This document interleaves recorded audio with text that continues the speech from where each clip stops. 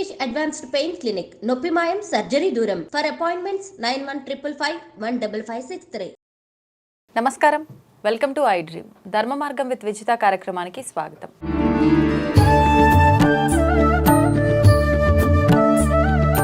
December 6 నాగుల పంచమి.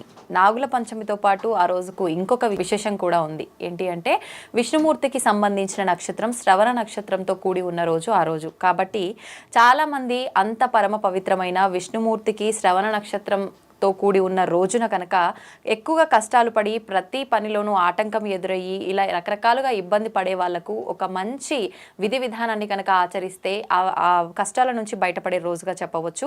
అయితే మన అందరం కూడా మాట్లాడుకుంటూ ఉంటాము, మనకు ఎటువంటి కష్టాలు ఉన్నా కూడా విష్ణుమూర్తిని ఆరాధిస్తే విష్ణుమూర్తి తొలగిస్తాడు అని చెప్పి నమ్మకం కూడా ఉంటుంది.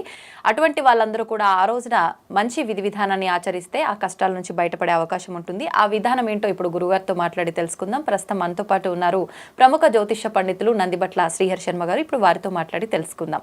నమస్కారం గురుగారు. వాగర్థావివ సంపృక్తౌ వాగర్థ ప్రతిపత్తయే జగతః పితరౌ వందే పార్వతీ పరమేశ్వరౌ. సదాశివసమారంభాం శంకరాచార్య మధ్యమాం అస్మదాచార్య పర్యంతం వందే గురు పరంపరాం.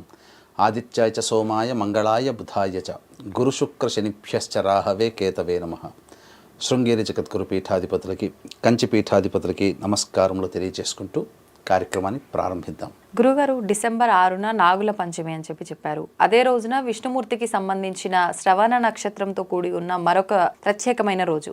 అయితే చాలా మంది నిత్య జీవితంలో రకరకాల కష్టాలు పడుతుంటారు. కష్టాలు లేని వారే ఉండరు అనుకోండి, కానీ ఎక్కువ కాలంగా మనం కోరుకున్న కోరికలు తీరకుండా ప్రతి పనిలోనూ ఆటంకం కలుగుతూ రకరకాలుగా ఇబ్బంది పడుతూ ఉంటారు. అటువంటి వారు ఎటువంటి దేవాలయానికి వెళ్తే, ఎటువంటి విధి విధానాన్ని ఆచరిస్తే వాటి నుంచి బయటపడే అవకాశం ఉంటుందంటారు? తెలియజేయండి. వీక్షించేటువంటి ఐ డ్రీమ్ ప్రేక్షకులు కూడా ఈ యొక్క కార్యక్రమం కనుక చూసినట్లయితే ఈ మార్గశిర మాసానికి ఉన్నటువంటి ప్రత్యేకత ఇవన్నీ మనం చెప్పుకుందామమ్మా. మార్గశిర మాసంలోనే గొప్పదైనటువంటి రోజుగా అనేక ఉన్నాయి చెప్పబడినటువంటి రోజులు. మనకు విభూతి యోగంలో భగవద్గీతలో కృష్ణ భగవానుడు ఏమన్నాడు? మాసోహం మాసానాం మార్గశీర్షోహం అంటే అన్ని మాసములలోకెల్లా మార్గశిర మాసమే నేను అన్నట్టుగా చెప్పాడు. అంటే విష్ణు అవతారాలే కదా ఇవన్నీ కూడా. మరి ఈ విష్ణు యొక్క జన్మ నక్షత్రం ఏంటి? శ్రవణ నక్షత్రం. ఈ యొక్క 6వ తారీఖు రోజున పంచమి షష్ఠి కూడా కలిసి వచ్చింది మధ్యాహ్నానికి. మరియు శ్రవణ నక్షత్రం ఉంది. ఈ యొక్క 6వ తారీఖు దాటిన తర్వాత ఇక మార్గశిర మాసంలో మళ్ళీ విష్ణు సంబంధమైనటువంటి శ్రవణ నక్షత్రము ఇంకా మరొకటి లేదు. కాబట్టి సమస్తమైనటువంటి కష్టాల గురించి తెలియజేసుకుందామమ్మా. అంటే ఇప్పుడు చాలామంది వీక్షించేటువంటి ప్రేక్షకుల్లో అనేక రకాలుగా కష్టాలు పడుతుంటారు. ఈ కష్టాలన్నీ కూడాను మనం చెప్పుకుంటే సంచిత పురాకృత ప్రారబ్ధ కర్మదోషాలు ఒకటి, ఇక తాను తెలిసి తెలియక చేసినటువంటి కర్మదోషాలు ఒకటి, తాను ఏ వంశంలో జన్మించి ఉంటాడో, అనగా మానవుడు ఎక్కడో ఒక చోట జన్మిస్తాడు. ఆ జన్మించినటువంటి వంశంలో తరతరాలుగా ఏవైనా దోషములు కలిగి ఉంటే ఆ దోషాలన్నీ ఈ యొక్క జన్మించినటువంటి వ్యక్తులకి కూడా సంప్రాప్తమవుతాయి. ఇప్పుడు మనము ఇక్కడ ఈ రూమ్లో కూర్చున్నామమ్మా. ఈ రూమ్లోకి రాకముందే ఒక సెంట్ స్మెల్, ఏదో మంచి స్మెల్ వచ్చింది అనుకోండి, ఇక్కడ కూర్చున్నాం మనకు కూడా ఆ స్మెల్ వస్తుంది కదా. కాబట్టి మనం ఏ వంశంలో జన్మిస్తామో ఆ వంశం వాసనలు కూడా మనకు అంటుతాయి. అంటే ఏంటి? వాళ్ళకి సంబంధించినటువంటి పాప పుణ్యాలు కూడా మనం మోయాల్సి వస్తుంది. అది గత జన్మ కర్మానుసారం మానవుడు జన్మ ఎత్తుతారు. అది పునర్జన్మకు సంబంధించినటువంటి సిద్ధాంతాలు. అవి తర్వాత విషయాల్లో తెలియజేసుకుందాం కూలంకషంగా. ఇక మానవులకి కష్టాలు ఎలా వస్తాయి? ఇంకా పుట్టిన దారభ్యత ప్రతి వ్యక్తికి కూడాను, చిన్నపిల్లల దగ్గర నుంచి అనారోగ్యాలు, విద్యా విషయంలో, అలాగే అన్నీ బాగున్న ఉద్యోగం సరిగ్గా దొరక్క, చదువుకున్న ఉద్యోగానికి సరిగ్గా దొరక ఎంతమంది లేరమ్మా బయట సాదా సీదాగా ఉద్యోగాలతో. ఎంటెక్ చేసిన వాళ్ళు 15,000 చేయట్లేదా? అదే బీకామ్ చదువుకున్న వాళ్ళు లక్షలు సంపాదించట్లేరా? మరి ఈ తేడా ఏంటి? కాబట్టి ఏదో ఒక దోషం వాళ్ళని వెంటాడుతుంది. కాబట్టి వాళ్ళు అంతగా వృద్ధిలోకి రాలేకపోతున్నారు. ఇక ఉద్యోగం అన్నీ బాగుంటాయి, కానీ వివాహం విషయంకి వచ్చేసరికి వివాహాలు కావట్లేరు. చాలామంది అపాయింట్మెంట్ తీసుకుంటే 1975లో పుట్టిన వాళ్ళు, 80లో పుట్టిన వాళ్ళు వివాహాలు కావట్లేదు, ఏం చేయాలండి అని అడుగుతుంటారు. వాళ్ళ వంశాంకులో ఇవన్నీ కూడా చూసినట్లయితే కొన్ని దోషాలు కనబడుతున్నాయి. కాబట్టి వివాహాలు కాక ఇబ్బంది పడుతున్న వాళ్ళు చాలామంది ఉన్నారు. అబ్బాయిలు ఉన్నారు, అమ్మాయిలు ఉన్నారు. ఇక ఈ కాలంలో ఇంటర్ కాస్ట్ ఇంటర్ రిలీజన్ మ్యారేజ్లు జరిగిపోతున్నాయి. అవును. మనం రీసెంట్గా చూసామంటే సెలబ్రిటీస్ కూడా వాళ్ళకన్నా వయసులో పెద్ద ఉన్నవాళ్ళు, వాళ్ళు ఒక మతం అయితే ఇంకొక మతం వాళ్ళని చేసుకుంటున్నారు. మనకు పేర్లు అనవసరం, కానీ ఇప్పుడు వార్తల్లోకి ఎక్కారు వాళ్ళు. కాబట్టి ఇంటర్ కాస్ట్ ఇంటర్ రిలీజియన్ మ్యారేజ్లు జరుగుతుండడం, ఇక అన్నీ బాగుండి చక్కగా వివాహమై సంతోషంగా ఒకప్పుడు పెళ్లి చేసిన తర్వాత సంతోషంగా ఉండేటువంటి వాళ్ళు. కానీ ఇప్పుడు పెళ్లి చేసినటువంటి అమ్మాయి తల్లిదండ్రులకి అబ్బాయి తల్లిదండ్రులకి బాధలే ఉన్నాయి. ఎప్పుడు ఏం గొడవలు అవుతాయో, ఏం వార్త వినాల్సి వస్తుందో, అమ్మాయి వెళ్ళిపోయిందనే వార్త లేదా అబ్బాయి వదిలేశాడేమో అనే వార్త, ఇవన్నీ దాంపత్య సౌఖ్యం లేకపోవడం. పోనీ అన్నీ బాగున్నాయనంటే సంతానం విషయంలో ఇబ్బందులు పడుతూ ఉండడం. ఇక అన్ని రకాలుగా ఉన్నారు, కానీ భార్యాభర్తలు సంపాదిస్తుంటారు, కానీ డబ్బు సంపాదించినంత ఎక్కడికి పోతుందో తెలియదు. 20వ తారీఖు నుంచి మొదలు పెడుతుంటుంటారు, ఎప్పుడు 1వ తారీఖు వస్తుందా, శాలరీ ఎప్పుడు వస్తుందా అని చెప్పేసి. ఇలాంటి స్థితిగతులు ఉన్న వాళ్ళు ఉంటారు. తరచూ అనారోగ్యాలతో బాధపడుతూ ఉంటుంటారు, తరచూ ప్రయోగ బాధలతో బాధపడుతూ ఉంటుంటారు. అలాగే ఇంట్లో కుటుంబ సభ్యులతో ఈ సంబంధించినటువంటి సంబంధ బాంధవ్యాలు ఉండవు. తల్లిదండ్రుల మాటలు పిల్లలు పెడచెవిన పెడుతుంటుంటారు, అనేక దుర్మార్గాలకి బానిసలైపోతుంటుంటారు, మద్యం మత్తు పదార్థాలు వాటికి. ఇక తిరగని చెట్టు అంటూ లేదు, మొక్కని దైవం అంటూ లేదు. ఏ పాపం చేసుకున్నామో అనేక రకాలుగా మన సమస్యలు ఎదుర్కొంటున్నాం. కాబట్టి ఏ పని ముందుకు సాగట్లేదు, ఏ దైవం కరుణించట్లేదు అని చెప్పి బాధపడే వాళ్ళు ఉంటారు. గొప్పగా సంపాదించి ఒక అనాలోచిత నిర్ణయం తీసుకొని ఒక ఇన్వెస్ట్మెంట్ చేసేయడం, పూర్తిగా నష్టపోవడం. ఈ మధ్య కులశేఖర్ గారు గేయ రచయిత చనిపోయారు కదమ్మా. వారి జీవితంలో చూసుకుంటే గొప్పగా సంపాదించి అనాలోచిత నిర్ణయం తీసుకొని ఒక సినిమా చేయడం వల్ల పూర్తిగా డబ్బు నష్టపోయి రోడ్డున పాలవలసి వచ్చింది. ఇలాంటివి అంటే మచ్చుకి మాత్రమే. ఉదయ్ కిరణ్ జీవితం చూసుకోండి, ఉవ్వెత్తున ఎగిన కెరటమే కదా, అతను చూడనంటూ లేదు కదా. కానీ అకస్మాత్తుగా ఎందుకు అతని లైఫ్ క్లోజ్ అయిపోయింది, సూసైడ్ చేసుకోవాలని ఎందుకు వచ్చింది? ఇవన్నీ కొన్ని దోషాలు ఆ యొక్క కుటుంబంలో ఉంటుంటాయి. కాబట్టి ఆ దోషాల ప్రభావం జన్మించినటువంటి వ్యక్తులు ఇప్పుడు పిల్లలుగా ఉన్నటువంటి వాళ్ళ మీద పడుతుంది.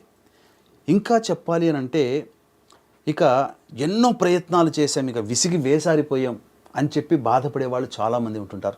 ఇల్లు కట్టుకోవాలనే కోరిక ఉంటుంది, కానీ ఇల్లు కట్టుకోలేకపోతారు. మొన్న ఒక అపాయింట్మెంట్ తీసుకున్నాడు, స్టూడియోలో పనిచేస్తాడు. 25 సంవత్సరాల నుంచి ఒకే దాంట్లో పనిచేస్తున్నాడు, ఎదుగు బొదుగు లేని జీవితం. అంటే పెద్దగా సాధించుకున్నదంటూ ఏమీ లేదు ఆ అబ్బాయి. ఎందుకు నాకు కలుగుతుంది, నా జాతకంలో ఏం లోపం ఉంది ఇలా అన్నప్పుడు, మానవుల జీవితాలలో ఇలాంటి సంఘటనలు, దుస్సంఘటనలు ప్రతి కామన్గా ఉన్నాయమ్మా. వీటన్నిటికీ కనుక చూసుకున్నట్లయితే మానవుడు అనేక రకాల శాపాల ప్రభావం, ఇంతకుముందు మనం చెప్పుకున్నట్లుగా ఏ వంశంలో జన్మిస్తామో ఆ వంశం పూర్వీకులు తాత ముత్తాతల యొక్క తరాలలో జరిగినటువంటి దుష్ప్రభావాలని మోయాల్సి వస్తుంది. వాళ్ళు ఇచ్చిన ఆస్తుల్ని ఎలా అయితే మనం అనుభవిస్తున్నామో, వాళ్ళ హయాంలో జరిగినటువంటి దోషాలు కూడా ఆ యొక్క వంశం వాళ్ళని వెంబడిస్తుంది. ఇది ఒక దోషంతో, ఒక కార్యక్రమంతో పోయేది కాదు. ఇది తెలియదు చాలా మందికి. ఎందుకు మనకి కష్టాలు వస్తున్నాయో తెలియక ఇబ్బంది పడుతూ ఉంటుంటారు. కానీ వాస్తవానికి చూసుకుంటే ఈ అన్నిటికీ మూల కారణం ఏంటంటే పితృశాపం. ఈ పితృశాపం ఎవరికైతే కుటుంబంలో ఉంటుందో ఆ కుటుంబంలో చాలా మటుకు ఇబ్బందికర పరిస్థితులు అనేటువంటివి ఉంటాయి. వాళ్ళు ఆ పితృశాపం తొలగించుకుంటే తప్ప వాళ్ళు ఈ యొక్క మంచి ఉన్నత స్థానానికి, కోరుకున్న జీవితాన్ని పొందలేకపోతారమ్మా. ఇవన్నీ ఇబ్బందులు ఉండి వృద్ధి లేకపోవడం, ఇవన్నీ కూడా పితృశాపం వలన అన్నారు కదా. మరి ఇది ఉంది మనకు అని చెప్పి ఎలా తెలుస్తుంది ఆ కుటుంబానికి? పితృశాపము అనేటువంటిది మనం గమనించుకున్నట్లయితే, తండ్రి వైపు 6 తరాలు, తల్లి వైపు 3 తరాల్లో ఏవైనా దుర్మరణాలు కనుక ఉన్నట్లయితే, అంటే road accident, fire accident, suicide attempt, నదిలో బావిలో పడి చనిపోవడం, ఇంట్లోంచి వెళ్ళిపోవడం, లివర్ ఫెయిల్యూర్, కిడ్నీ ఫెయిల్యూర్, క్యాన్సర్తో చనిపోవడం, అలాగే ఈ ఇంటర్ కాస్ట్ ఇంటర్ రిలీజియన్ మ్యారేజ్లు ఎవరి కుటుంబంలో అయితే ఉంటాయో, లివర్ ఫెయిల్యూర్, కిడ్నీ సంబంధించిన, లివర్ సంబంధించినటువంటి క్యాన్సర్ సంబంధించిన రోగాలతో ఎవరైతే బాధపడుతూ ఉంటుంటారో, 60 సంవత్సరాల లోపల అల్పాయుషుతో ఎవరు చనిపోతుంటారు, ఎవరి కుటుంబంలోనైతే పామును చంపినా, పిల్లిని చంపినా, అలాగే స్త్రీ హత్య, గోహత్య, బ్రాహ్మణ హత్య ఎవరిని చంపినా, ఇవన్నీ కూడా పితృశాపాలుగా మారుతాయమ్మా. కాబట్టి ఈ పితృశాపము అనగా కరోనాలతో ఎవరైతే చనిపోరో వాటిని కూడా పితృశాపం. కాలసర్పదోషంలో ఎవరు జన్మిస్తారో వాళ్ళకి పితృశాప ప్రభావం అనేటువంటిది ఉంటుంది. ఈ పితృశాప ప్రభావం వలన ఏమవుతుందంటే, సింపుల్గా ఒకే మాట చెప్పాలంటే, అనుకున్నవి నెరవేరవు, అన్నీ నోటిదాకా వచ్చి వెనక్కి వెళ్ళిపోతాయి. ఇది సంబంధించినటువంటిది. మరి దీనికి ఎటువంటి విధానాన్ని ఆచరించాలంటారు బయటపడడానికి? ఈ పితృదోష నివారణకి సంబంధించి ఇంతకుముందు మనం చెప్పుకున్నట్లుగా పితృదోష నివారణ జరగాలి అంటే నారాయణుడి యొక్క అనుగ్రహం కావాలి. అందుకనే నారాయణ బలి అనే కార్యక్రమం చేయిస్తారు. పితృదేవతలు అనగా మోక్షాన్ని పొందని ఆత్మలకి మోక్షాన్ని ప్రసాదిస్తాడు కాబట్టి మోక్ష నారాయణ బలి అనేటువంటి కార్యక్రమం జరుపుకోవాలి. ఈ మోక్ష నారాయణ బలి కార్యక్రమం నారాయణునికి సంబంధించినటువంటి జన్మ నక్షత్రం ఈ మార్గశిర మాసం నారాయణుడికి సంబంధించినటువంటి మాసంగా చెప్పబడి ఉంది. అటువంటి నారాయణునికి సంబంధించినటువంటి నక్షత్రమైన శ్రవణ నక్షత్రము, నారాయణునికి ఇష్టమైన మాసము మార్గశిర మాసము డిసెంబర్ 6వ తారీఖు రోజున వస్తుంది. కాబట్టి ఈ యొక్క డిసెంబర్ 6వ తారీఖు రోజున ఈ మోక్షనారాయణ బలి పూజ ఎవరైతే జరిపించుకుంటారో వారికి సంపూర్ణమైనటువంటి పితృదేవత అనుగ్రహము, పితృదేవతలకి మోక్షప్రాప్తి వాళ్ళ జీవితంలో ఇక నుంచి వాళ్ళ జీవితంలో చాలా బాగా చక్కగా జరిగిపోతాయి. అయితే చాలామంది ఏంటంటే ఈ యొక్క పితృదోషం అనేటువంటిది దీని యొక్క చెప్పాలి అని అంటే ఒకప్పుడు సశాస్త్రీయంగా జరిగేటువంటి విధానాన్ని దీన్ని కమర్షియల్గా చేయించారమ్మా. కమర్షియల్గా అనంటే మనం చెప్పుకోవాలనంటే దీని నుంచి మనకు గత 15 సంవత్సరాలుగా ఈ పితృదోష నివారణ కార్యక్రమాలు మా పీఠం ఆధ్వర్యంలో జరుగుతూ వస్తున్నాయి. అయితే ఈ యొక్క డిసెంబర్ 6వ తారీఖు రోజున కూడా మా పీఠం ఆధ్వర్యంలో పితృదోష నివారణ కార్యక్రమాలు అనేటువంటివి జరిపించడం జరుగుతుంది. అయితే దీన్ని కమర్షియల్గా ఎందుకు చేస్తున్నారు చాలామంది అని అంటే ఇది బ్రాహ్మణులు మాత్రమే చేయగలిగి, ఎందుకంటే బ్రాహ్మణులకు మాత్రమే మంత్రము విన్న విధానాలు. బ్రాహ్మణులు కానీ అబ్రాహ్మణులు కూడా దీన్ని ఒక వ్యాపారంగా మలుచుకొని బ్రాహ్మణులను ముందర పెట్టి దీన్ని వ్యాపారంగా చేస్తున్నారు. ఏమవుతుంది అప్పుడు కమర్షియల్ అయిపోతుంది.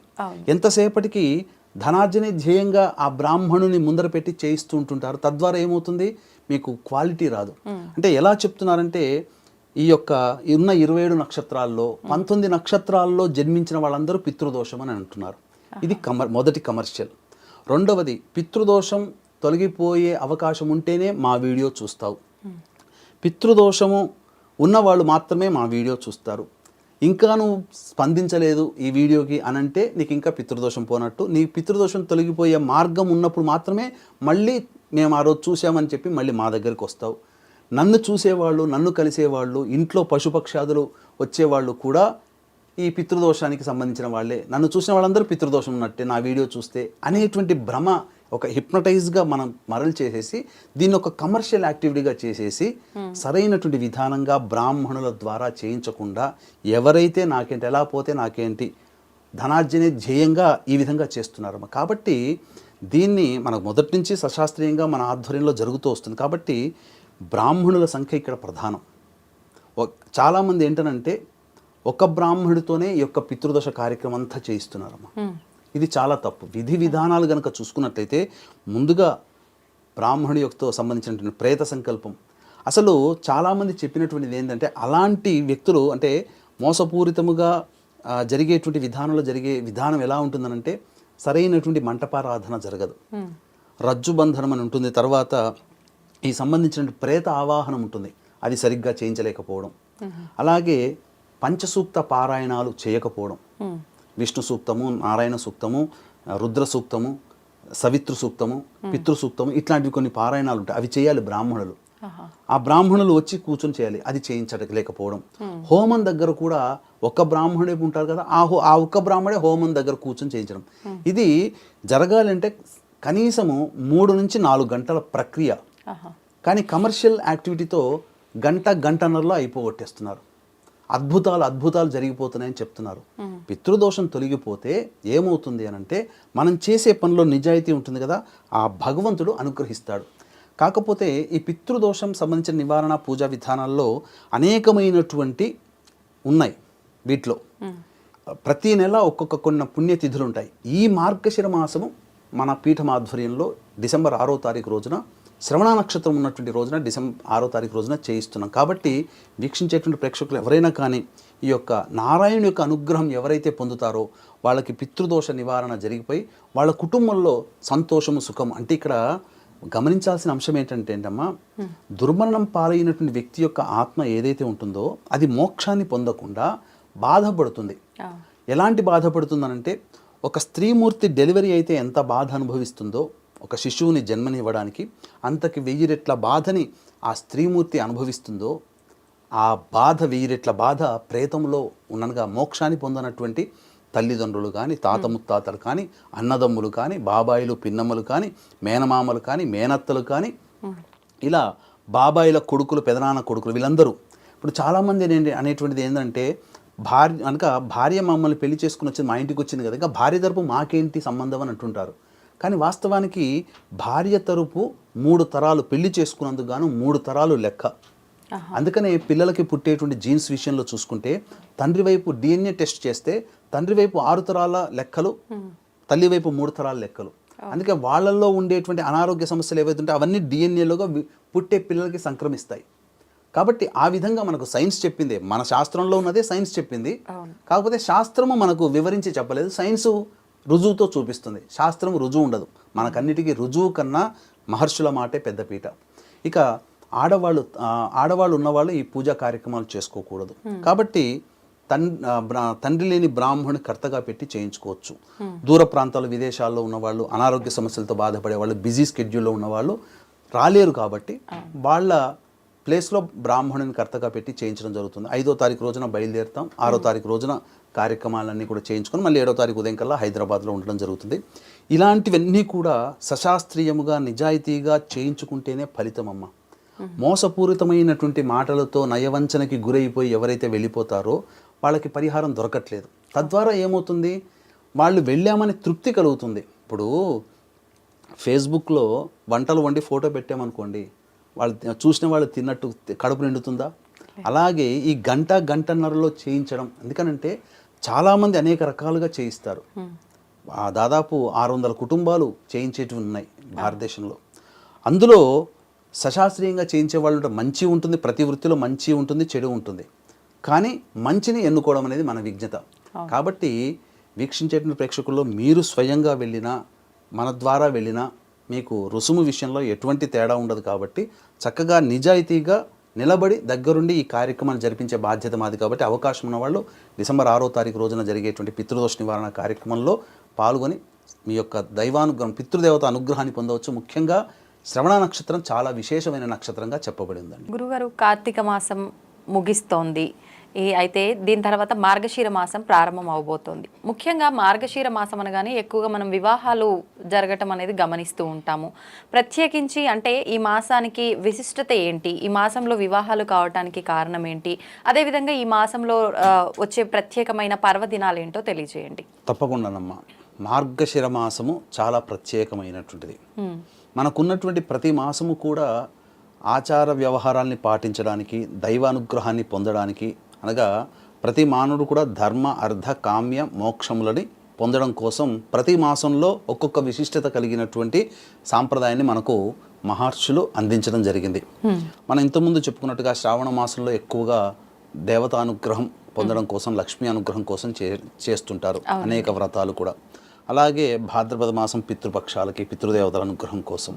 అలాగే ఈ కార్తీక ఆశ్వీజ మాసం అమ్మవారి అనుగ్రహం, కార్తీక మాసం ఈశ్వర అనుగ్రహం, దామోదరుని యొక్క అనుగ్రహం. ఇక ఈ మార్గశిర మాసము చాలా ప్రత్యేకమైనదిగా చెప్పవచ్చు. ఈ మార్గశిర మాసంలో మనకు విశేషమైనటువంటి చాలా పండుగలు కూడా ఉన్నాయి. అయితే మనం గమనించుకున్నట్లయితే విధి విధానాలలోకెల్లా మనం చూసుకున్నట్లయితే ప్రత్యేకత ఏంటి ఈసారి మనకు మీరు అన్నట్టుగా మొట్టమొదటిగా మార్గశిర మాసంలో ఎక్కువగా వివాహాది కార్యక్రమాలు అంటుంటారు.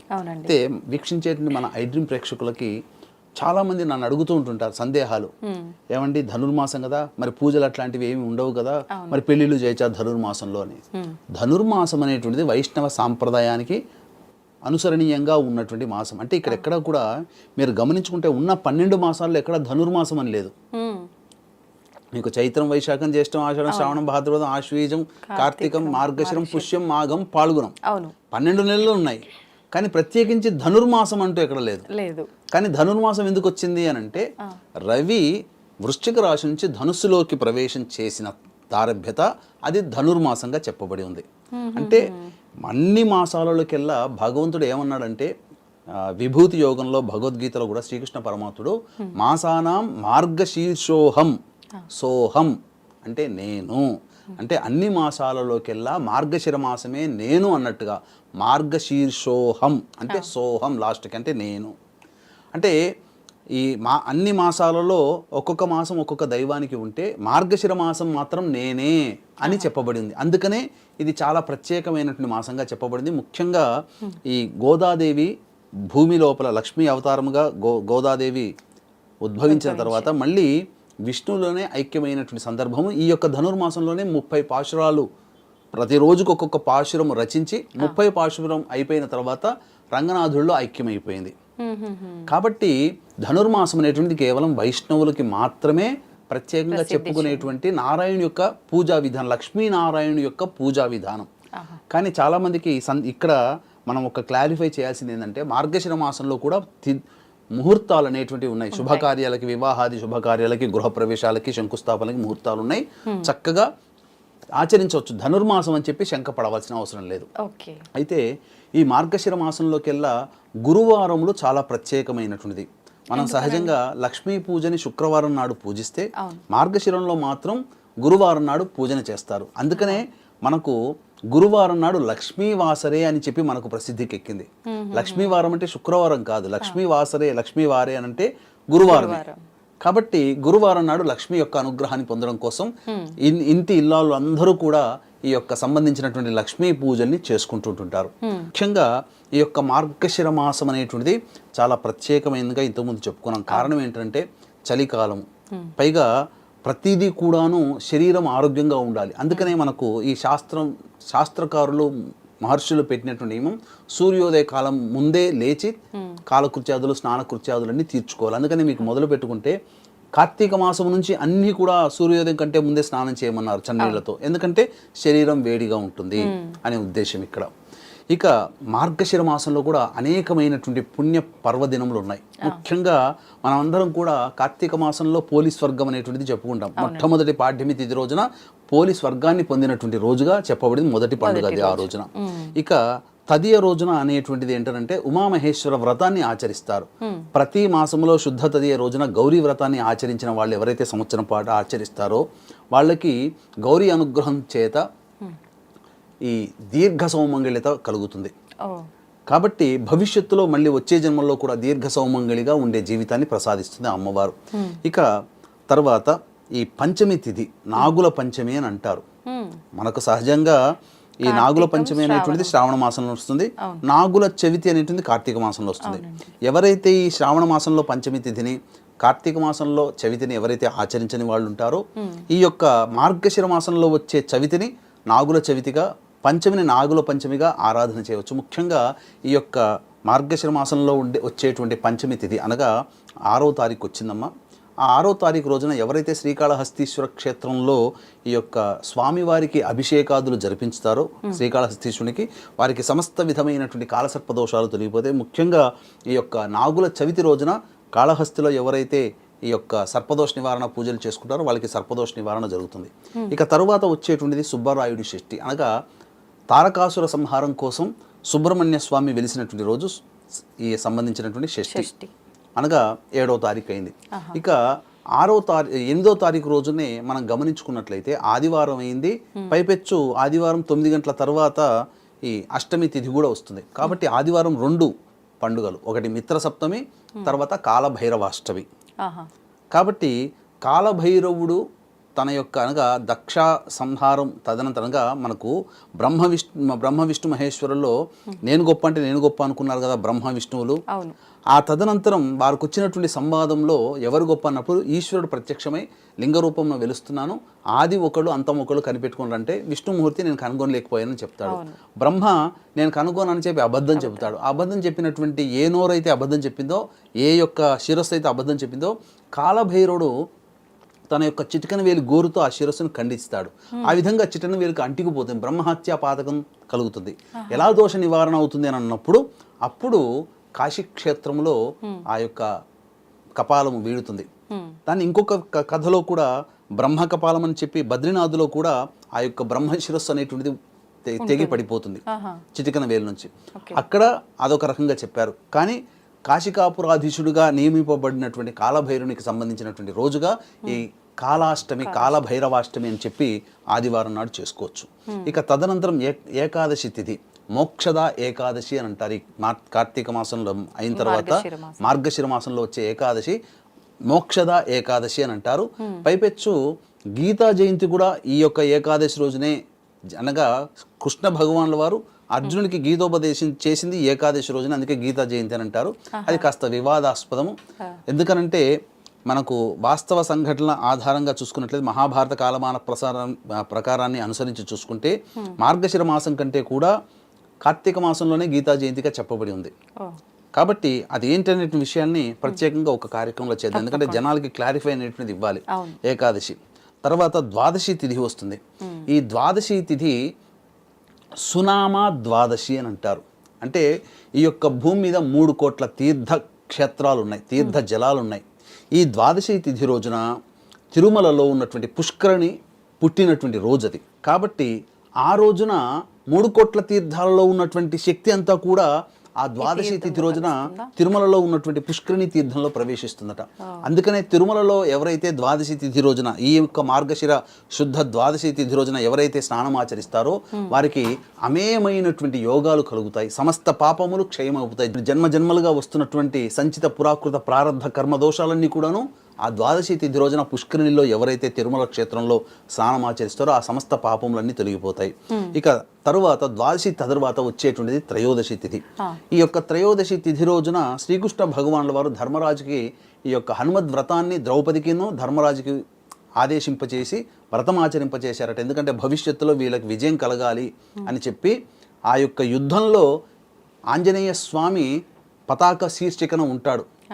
కాబట్టి ఆ వ్రతం చేసినటువంటి కారణం చేతనే ఆంజనేయుడు అనుజ్ఞ ఇచ్చాడు, నీ రథం మీద నేను ఉంటాను మీ యొక్క యుద్ధంలో, కాబట్టి నేను సదా మిమ్మల్ని కాపాడుతానని చెప్పి. అందుకనే దానికి నాందిగా శ్రీకృష్ణ భగవాన్ వారే ప్రేరేపించి ధర్మరాజు మరియు ద్రౌపదికి యొక్క హనుమద్ వ్రతాన్ని ఆచరించి చేయించాడు.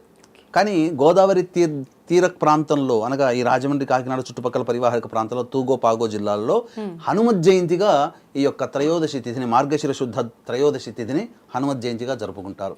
ఇక వీక్షించేటువంటి ప్రేక్షకులకి గమనిక, ఈ దత్త జయంతి అనగా డిసెంబర్ 15వ తారీఖు రోజున గురు పౌర్ణమి సందర్భంగా మహామహిమాన్వితమైనటువంటి సుప్రసిద్ధ పవిత్ర కాశీ క్షేత్రంలో జాతకరీత్యా కలుగు విద్య, వివాహ, ఉద్యోగ, దాంపత్య, సంతాన, అనారోగ్య సమస్యల నివారణకి మరియు గోచార రీత్యా వృషభ, మిథున, కర్కాటక, సింహతుల, వృశ్చిక, మకర, కుంభమీన రాశిలో జన్మించిన వారికి శనిదోష పరిహారార్థమై సర్వదోష నివారణ పూజలు, హోమాలు పర్ హెడ్ 1500 రూపాయలకి కాశీక్షేత్రంలో డిసెంబర్ 15వ తారీఖు రోజున చేయించడం జరుగుతుంది. అవకాశం ఉన్న వాళ్ళు కార్యక్రమ తదనంతరం కాంటాక్ట్ చేసి మీ గోత్రనామాలు నమోదు చేసుకోవచ్చు.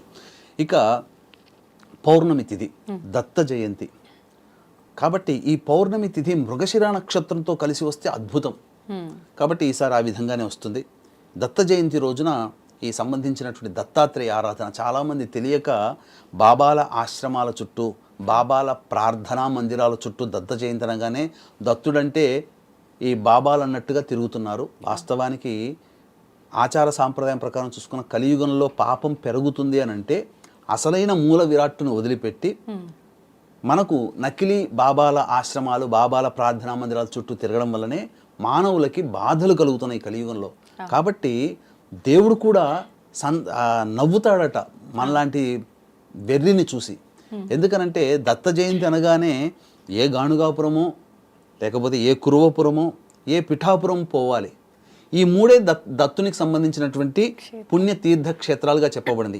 ఈ 3 కానటువంటి అన్య క్షేత్రాలకి వెళ్ళిపోయి అక్కడేదో దత్తుడు అన్నట్టుగా భావన చేసుకుంటూ పూజలు అలా ఏదో చేస్తూ ఉంటుంటారు. కానీ దత్త జయంతి అన్నప్పుడు దత్తాత్రేయ ఆరాధనే చేయాలి. అందుకనే పై మెరుగులు చూసి మోసపోతుంటారు. కాబట్టి అసలైనటువంటి దత్తక్షేత్రాలేమో చాలా సనాతనంగా సాంప్రదాయబద్ధంగా ఉంటాయి. అంటే గురువు అంటే ఎవరమ్మా? నిరాడంబరుడు. అంటే ఈ యొక్క నవగ్రహాల్లో శుక్రుడు వైభోగానికి కారకుడు. ఒక్కొక్కసారి ఈ గురుడు, ఆ బృహస్పతి శుక్రుడు ఇంటి ముందు నుంచి పోతుంటే శుక్రునికి ఎంతటి వైభోగము, ఈ ఇల్లు భోగము, అబ్బా చాలా రాజభోగాలు అని అనుకుంటూ ఉంటాడట. ఆ శుక్రుడి ఇల్లు దాటగానే ఇవన్నీ ఎప్పుడు నిత్యం ఉండేటివి కాదు, శాశ్వతం కాదు కదా, నిత్యము సత్యము దైవమే అని చెప్పి. అందుకే ఆ బృహస్పతికి ఉన్నటువంటిది ఎట్లా ఉంటుందనంటే చాలా సీదా సాదాగా ఉంటుంది. అందుకని ఈ 3 క్షేత్రాలు చూశారనుకోండి చాలా సాధారణంగా ఉంటాయి, మన పల్లెటూరు లాగా ఉంటాయి. ఈ బాబా క్షేత్రాలు కొన్ని ఉంటాయి చెప్పడానికి, మనకు భారతదేశంలో కూడా అనేక రాష్ట్రాల్లో ఉన్నాయి, అవన్నీ వైభవపేతంగా ఉంటాయి. కారణం కాబట్టి దత్త జయంతి అన్నప్పుడు వీక్షించేటువంటి ప్రేక్షకులు ఈ సంబంధించినటువంటి దత్తాత్రేయ ఆరాధన మాత్రమే చేస్తేనే ఆ దత్త జయంతి రోజున అనుగ్రహం ఉంటుంది తప్ప దత్త స్వరూపముగా భావిస్తూ బాబా ప్రార్థనా మందిరాల చుట్టూ, బాబాల ఆశ్రమాల చుట్టూ వెళ్ళి మనిషిగా పుట్టి మనిషిగా మరణించినటువంటి వాడి చుట్టూ తిరగడం వల్ల ఉపయోగం అంటూ ఉండదు. దత్తాత్రేయ ఆరాధన చక్కగా చేయాలమ్మా. ఇది ఈ విధంగా చెప్పబడినటువంటిది. ఇక తర్వాత దీన్నే కోర్ల పూర్ణమి అని అంటుంటారు. అంటే కార్తీక పౌర్ణమి నుంచి మార్గశిర పౌర్ణమి వరకు కూడా యమదంష్ట్రములు అంటే యముడి యొక్క కోరలు చాచుకొని ఉంటాడు అని చెప్పి, అందుకనే ఈ దత్త జయంతి రోజునే కోర్ల పూర్ణమి అని అంటారు. యమధర్మరాజుకి ప్రీతిగా కూడా హోమాది కార్యక్రమాలు చేస్తే చాలా మంచిది. యమధర్మరాజుకి తర్పణాది కార్యక్రమాలు వదిలినా చాలా మంచిది. ఈ మార్గశిర పౌర్ణమి రోజున కూడా దీపదానం చేస్తే నరక బాధలు తొలగిపోతాయని చెప్పి మనకు చతుర్వర్గ చింతామణి ద్వారా తెలియజేయబడుతుంది. కాబట్టి వీక్షించేటువంటి ప్రేక్షకులకు ఎవరైతే డిసెంబర్ 15వ తారీఖు రోజున దత్త జయంతి కార్యక్రమం సందర్భంగా గోత్రనామాదులు నమోదు చేసుకుంటారో, మీ గోత్రనామాదులు ఈ పూజల్లో హోమాల్లో భాగంగా విశేషంగా యమ హోమము కూడా మీకు జరిపించడం జరుగుతుందని చెప్పవచ్చమ్మా. గమనించుకున్నట్లయితే ఈ దత్త జయంతి రోజునే ధనుర్మాసం ప్రారంభమవుతుందమ్మా. ఇక 18వ తారీఖు రోజున సంకష్టహర చతుర్థి, గణేశ ఉపాసన వ్రతం ఆచరించేవాడు 18వ తారీఖు రోజున ఆచరించవచ్చు. 28వ తారీఖు రోజున విశేషించి ఈ యొక్క 2024వ సంవత్సరంలో ఆఖరి శని త్రయోదశి. తదనంతరం 29వ తారీఖు రోజున ఈ సంబంధించినటువంటి మాస శివరాత్రి అయింది. 30వ తారీఖు రోజున, డిసెంబర్ 30వ తారీఖు రోజున సోమవారము అమావాస్య కలిసి వచ్చినటువంటిది కాబట్టి సోమవతి అమావాస్య చాలా విశేషం అని చెప్పవచ్చు. ఈ విధంగా చక్కగా ఈ సంబంధించినటువంటి మార్గశిర మాసంలో చెప్పినటువంటి విధానంగా అన్ని డేట్స్లలో పండుగలు పర్వదినాలు ఆచరించి మార్గశిర మాస మధుసూదన నామంతో నారాయణని కొలుస్తాం. కాబట్టి లక్ష్మీనారాయణుల యొక్క దివ్య అనుగ్రహం ఈ మార్గశిర మాసంలో ఆచరించడం వల్ల కలుగుతుంది. తద్వారా మనకున్నటువంటి కష్టాలు, ఈతి బాధలు, అలాగే ముఖ్యంగా లక్ష్మీదేవి మార్గశిర మాసాన ఎవరైతే నియమనిష్టలతో పాటించి ఉంటారో వాళ్ళ ఇంట్లో స్థిరంగా ఉంటుందని చెప్పడం జరిగింది. సాక్షాత్తు ఇది ద్వాపర యుగంలో కూడా సంబంధించినటువంటి కథ కూడా ఉంది. కాబట్టి వీక్షించేటువంటి ఐడ్రీమ్ ప్రేక్షకులకి ఎక్కడా కూడా మీరు విననటువంటి ఒక అద్భుతమైనటువంటి దివ్య గాథ కథ ఈ మార్గశిర మాసానికి సంబంధించినటువంటిది. ఈ యొక్క గురువారాల్లో సంబంధించి చేయాల్సినటువంటి దాని గురించి మీకు తెలియచేయడం జరుగుతుంది. మీరు ఫాలో అవుతే కనుక చక్కగా ఈ వీడియోలన్నీ మీకు వస్తాయని చెప్పవచ్చు. చాలా మంచి విషయాలు తెలియజేశారు గురుగారు, ధన్యవాదాలు. సర్వం శ్రీ ఉమామహేశ్వర పరబ్రహ్మార్పణమస్తు.